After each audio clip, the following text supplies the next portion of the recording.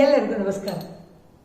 ನಮ್ಮ ಜಾನಪದ ಸಂಶೋಧನಾ ಕೇಂದ್ರದ ವತಿಯಿಂದ ತಮ್ಮೆಲ್ಲರಿಗೂ ಇವತ್ತು ಅಕ್ಕ ಮಹಾದೇವಿ ಜಯಂತಿಯ ಶುಭಾಶಯಗಳನ್ನು ಕೋರ್ತಾ, ಕನ್ನಡದ ಮೊಟ್ಟ ಮೊದಲ ಕವಯಿತ್ರಿ ಅಕ್ಕ ಮಹಾದೇವಿ.